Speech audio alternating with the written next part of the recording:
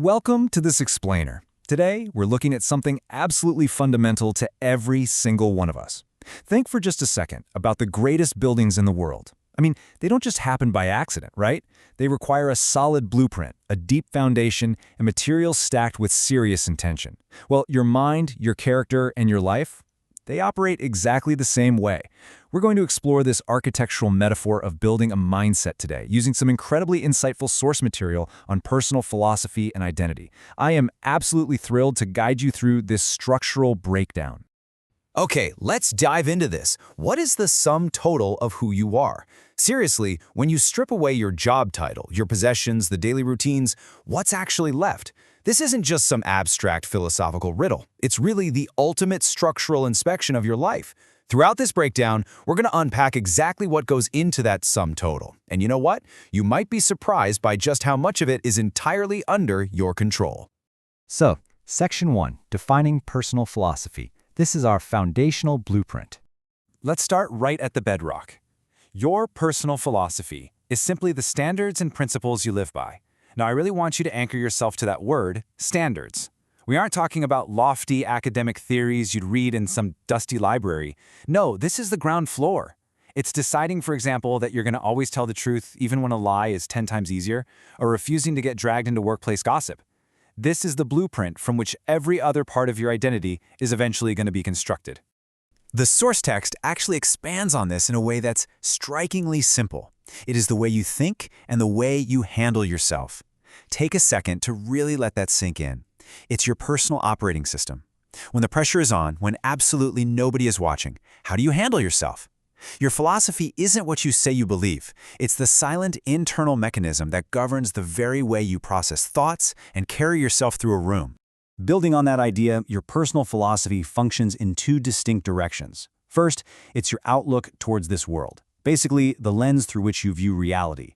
Are you seeing opportunity out there, or are you just seeing disaster? Second, it's the way you respond to external circumstances and events. If your outlook is your lens, your response is your shield. You can't control the weather, the economy, or the guy who just cut you off in traffic. But your foundational philosophy dictates exactly how your internal structure withstands those events.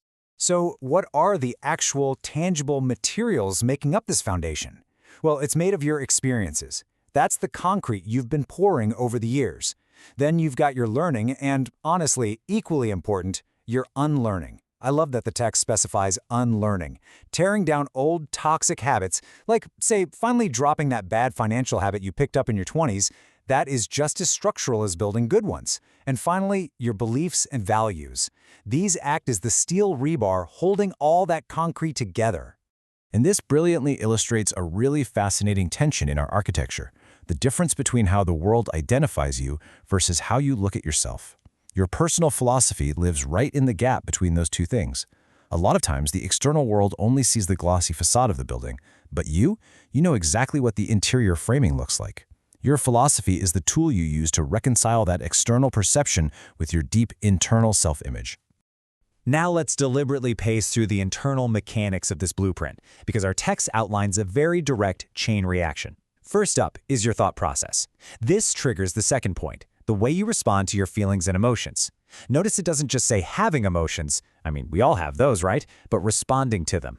And that internal response finally dictates the third point, your behavior and actions. It's a perfect schematic of human output. Thoughts trigger emotional management, which then physically manifests as your actions in the real world. To wrap up our section on the foundational blueprint, we need to look at the roof over our heads, tomorrow. Your philosophy shapes the way you plan and prepare for the future, and it completely hones your decision-making skills and choices. Having high standards and principles means you aren't just reacting to what happens today, you are actively architecting your tomorrow. Every single choice you make is just a physical manifestation of that underlying philosophy. All right, moving on to Section 2, the architecture of identity. We're going from the blueprint to the actual physical building. Let's draw a really clear line between these two concepts. Philosophy, so your outlook and your standards, that's theoretical, it's potential energy. Identity, on the other hand, is your commitment and who you actually are. That's kinetic energy. It's the structure standing tall out there in the weather. Having a blueprint doesn't mean you automatically have a house, right? You have to actually build it. And here is the critical distinction. Identity is who you are, determined by the level of commitment you have in living by your philosophy. The absolute magic word here is commitment. Identity isn't just handed to you. It requires an active, lived commitment to those foundational standards we talked about. If your philosophy says you value honesty, your identity is only forged when you actually commit to telling the truth, especially when it's incredibly uncomfortable. So, the crucial point is how all these traits mathematically add up to your sum total. You take your values and beliefs. You combine them with objective and subjective thinking, meaning your ability to look at facts clearly, but also understand the messy, human, emotional nuance of a situation. Add in emotional intelligence, and boom, you get the final result. Your true identity is the aggregate sum of all these active elements working together in real time. Moving from an internal checklist to external action, the text tells us that identity is proven in three massive ways. First, responding to events totally outside your control. Second, actually living your life with the consequences of your decisions and choices. And third, and honestly perhaps most importantly, the way you show up for others. Your architecture isn't just for you to live in. It provides shelter for the people around you. How you support others is the ultimate external verification of your internal identity.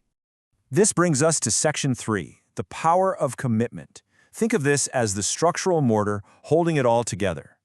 This functions as a powerful emotional equation right from our source text. The stronger your commitment to personal philosophy is, the stronger is your character and identity.